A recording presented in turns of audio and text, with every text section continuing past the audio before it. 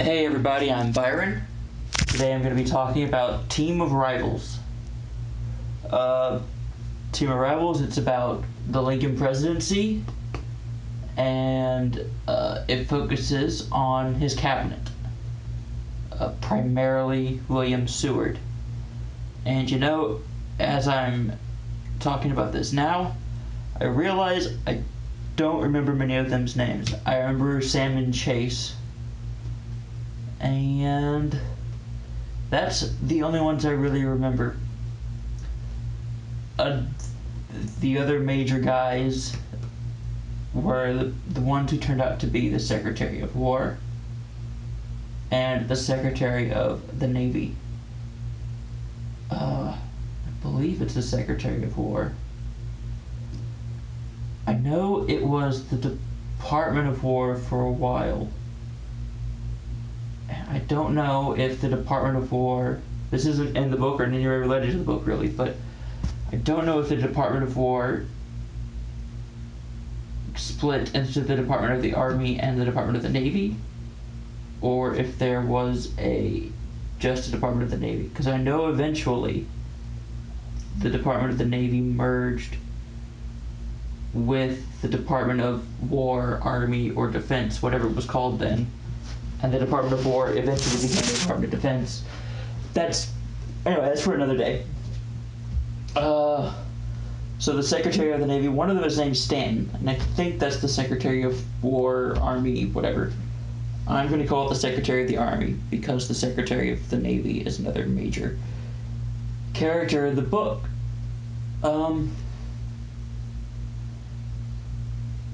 I can't remember Secretary of Commerce, I can't remember Secretary or the Attorney General. Those are the major ones, or Secretary of Treasury.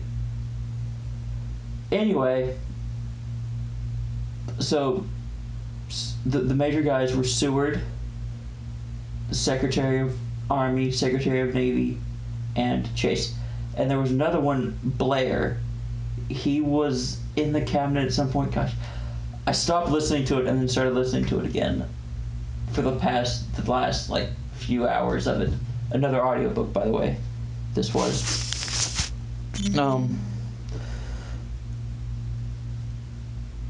So Blair was the guy who founded the Republican Party, and I think, yeah, he was the guy. They made a movie about this book called Lincoln, and most of you probably know that. And the movie about the book was focused on a very small part of the book, about the passage of the 13th Amendment. And as such, and from watching stuff about the movie Lincoln, I thought that the passage of the 13th Amendment would take up a large section of the book, but it wound up not.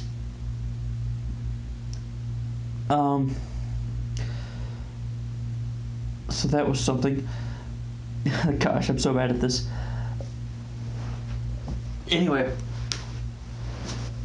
what I think happened is she had extra notes that she gave Spielberg, and he was able to expand on it and put things in the movie that she had taken notes on, but didn't wind up in the book. And what I expected to happen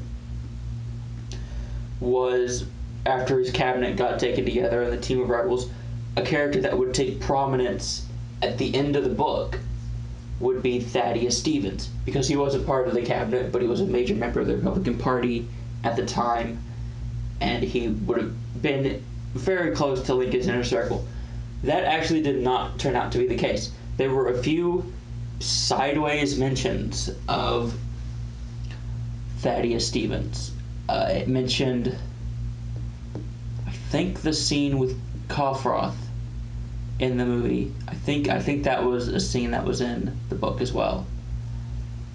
But what did happen is General Grant became a central character at the end of the book.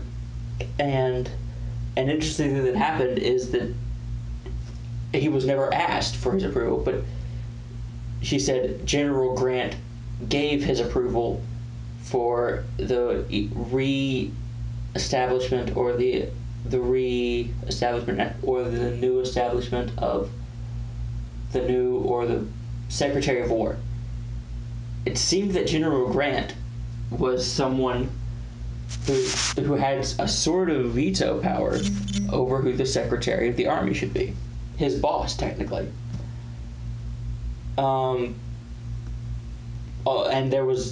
we see this sometimes.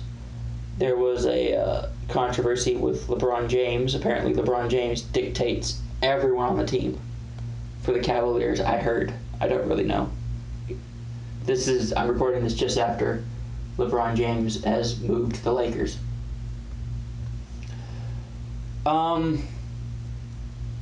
It's a very good book, and unfortunately, all I can think of to say are negative things about the book.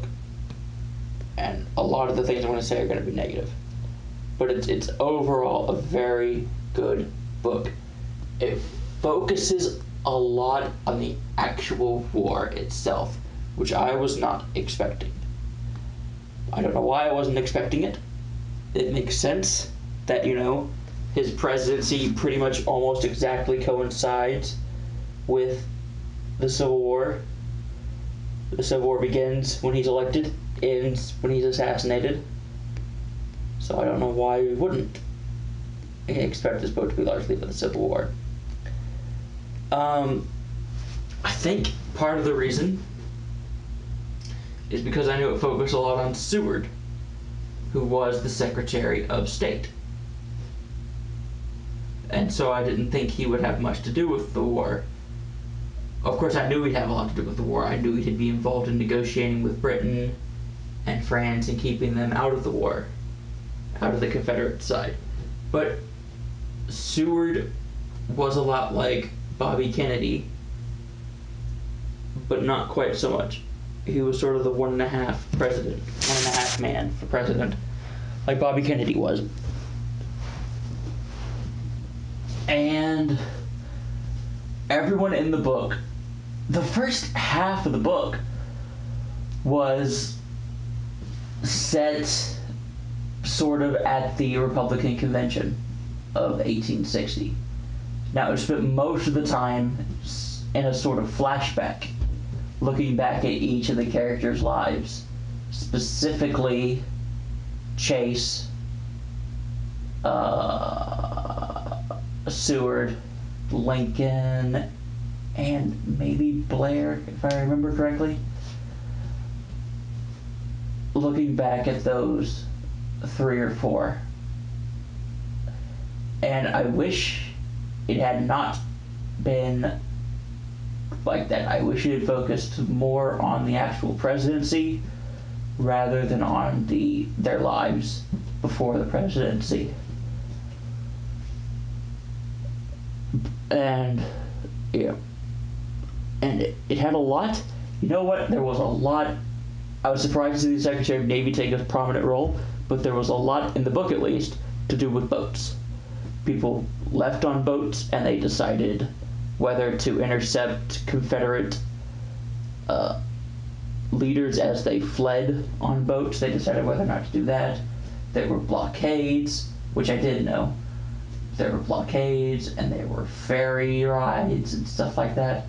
Boats have a lot to do with this book.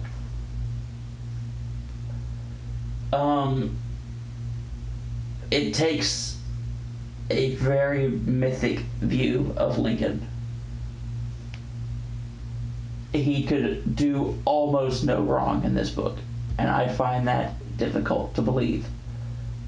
Believe he's just as flawed as everyone else, and that he made mistakes and makes mistakes, but it never really focuses on any mistakes. I'm sure he had to have made some, but the book never does it.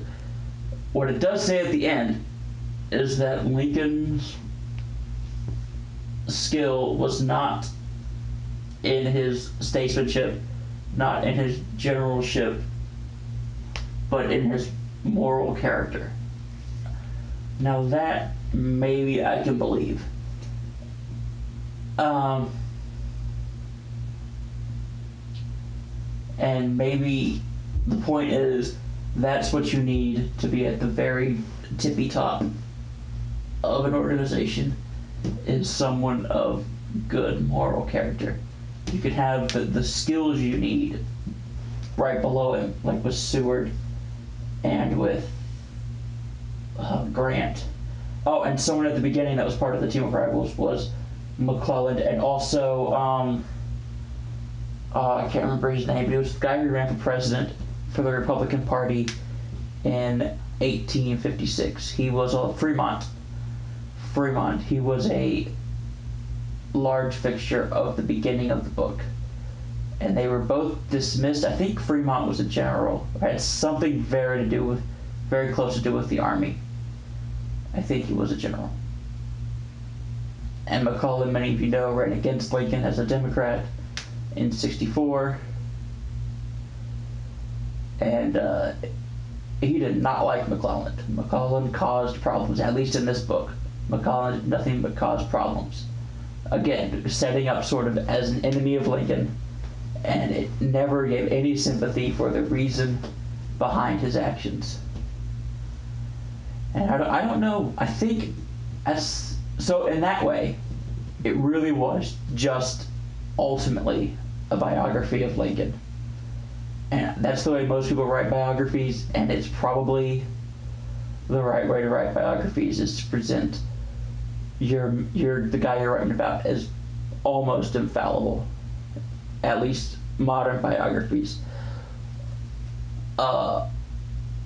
Two books there by the same guy, RFK and Ike's Bluff. I can't remember what the guy's name was. He also wrote John Paul Jones, but I didn't really read that one.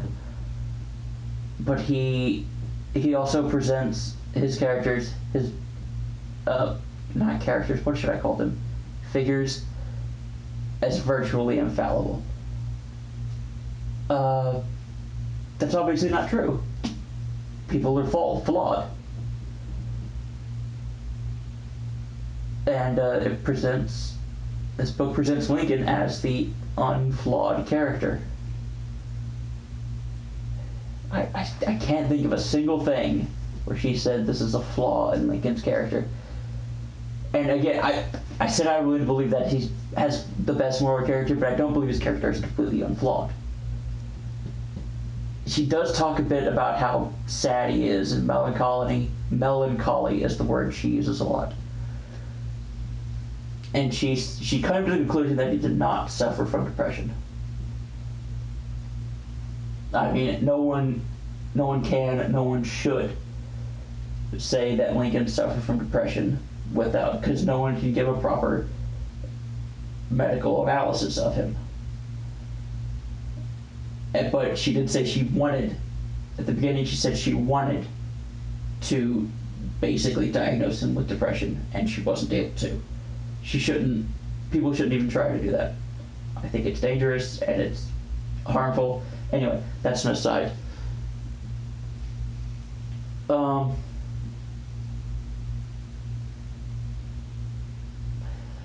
One thing that fascinated me about this book, and that I'm now officially very interested in, is a lot of people in recent years have been focused on Reconstruction and that aspect of the Civil War.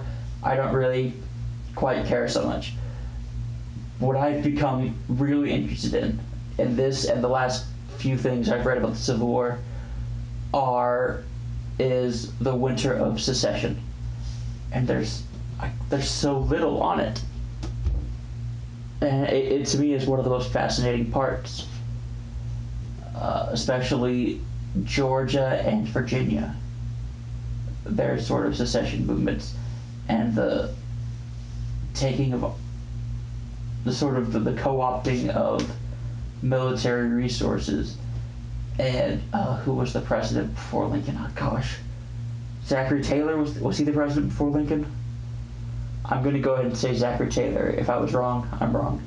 His basic complicity in allowing the South to secede successfully and make off with federal infrastructure And had he not done that, the Civil War simply wouldn't have happened. They wouldn't have been able to mount an insurrection without that. And because of that, Seward called Lincoln to Washington to basically take the presidency before he was actually supposed to be inaugurated. That was really interesting. Because Seward got there early, and it was supposed to be maybe improper for Lincoln to get there too early, which you could see because you don't want two presidents running around. But Seward said, hey, Taylor is just giving up. You've got to come here. Anyway, I'd love to hear more about the Winter of Secession. And then it gets into the Civil War, and it says a lot of stuff we already know. Anyway, I can't really think of anything more to say. So, thank you for listening. Bye. Hey, sorry about this. There is one thing I left out that I wanted to bring up. Mary Todd. Mary Todd Lincoln, it talks about how depressed she was basically throughout the entire book. It doesn't spend much time on the wives, but it does mention them, and she says it's just to enlighten the character of the husbands or something. But she does spend a lot of time. She does spend some time talking about the wives of the men in the story. Although Chase, it was actually his daughter who acted as his wife. But that's not important to what I want to talk about. I want to talk about Mary Todd Lincoln. Throughout the entire book, she's the one who really seems. I know I just said he shouldn't do this, but I want to do it because most people have done it already. So who seems depressed.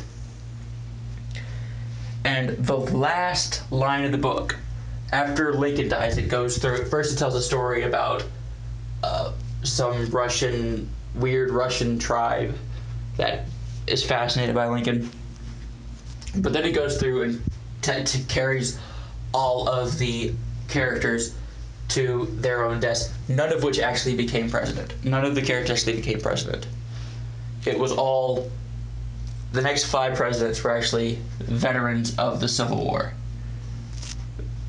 And you basically couldn't be president unless you fought in the Civil War. But in the very last line of the book, because the last character sort of who dies is Mary Lincoln. And what it says is, her long-awaited wish for death was fulfilled at last. All right. Thank you. Bye.